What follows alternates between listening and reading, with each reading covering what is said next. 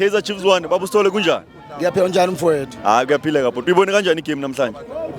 Igame yona asijabulisanga ngoba njengoba sizelana bhuti omdala besifuna iwin ukuthi sikhona ukuthatha ileague. So ngamanye amagama lento izelana ayikho.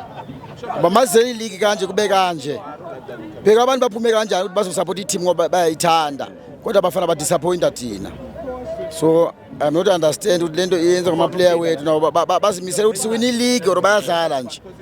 Ngoba ileague kahle kahle na i-Stellenbosch i-draw ne-Sundowns bese kuyi-chance again last chance yethu siyadraw futhi. So sizoyithola laphi enye opportunity manje ngoba noma ingaphinda ibanjwe noma ingaluza sizophinda sidrawe. So kusho ukuthi ngamanye amagama ileague masasema mistake lawa so angeke siyithatha madoda to be honest. Ngoba ngithi bane sikhuluma into esibonayo ngoba akusizi sizozikhohlisa sithi no ileague siyayithatha. Kodwa siyibona nje ukuthi no according ne standard sethu ne coaching yethu ikhomba kuba unprofessional.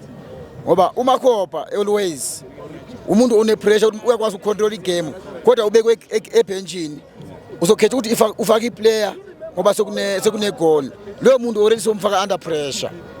So manje ufaka umuntu sekune pressure akasadlala iplayer yakhe seka under pressure ibhola akasakhona ukuthi alicontrol kahle ngoba already ugijimisa igoli ukuthi at least nishaya igoli eli goal lapho sizokushaya i-2-1 sithole noma i-draw ngoba iluzi base useremva kakhulu.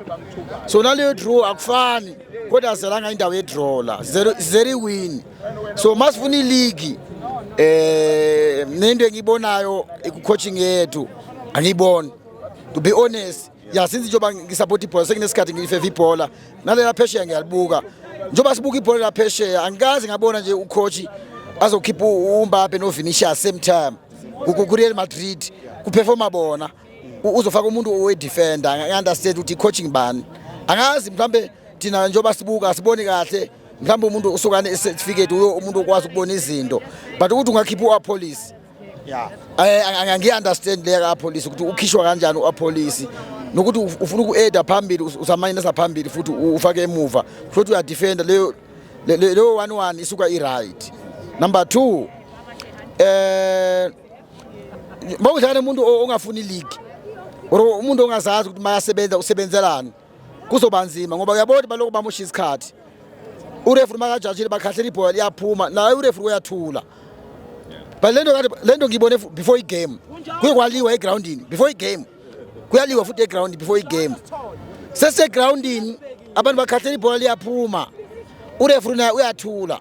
So ngifuna ukwazi ukuthi ureferee wethu njoba ngizokuthiwa uThomo bambizile ku FIFA World Cup ubizwa ngokuthi urefa kahle or just ifavor. I'm not understanding ngoba ama player wethu nje besifuna ileague bafuni njoba sizela besere league. So ileague siloko siyikhomba njalo sene address bafowethu ileague sine zamount bafowethu sijabulise sithatha ileague nathi sesikhathele baba ku number 2 sesikhathele. So angisenawo maningi kakhulu bafowethu siyanhlonipha njoba nibone siphume kanje sinokuzwa nje ukuthiwa i-Chiefs inabalandeli abaningi kodwa mina ngibonanga lento njoba sila e-stadium i-Pirates yeyiningi kakhulu. So kwamanje ngizobonga nje isupport ye-Orlando Pirates i-team yethu noma kubheda noma ku-right sizoyifeva i-team yethu angeke sizolahlisa izandla ngoba niphume ngokuphelele i-team yethu siyayifeva. So noma kuthiwa kuyabheda siyaluza loko sila. So siyabonga bafowethu ngesupport yenu bafowethu. Thank you so much mabhakaniya. Ngiyabonga baba. Yeah.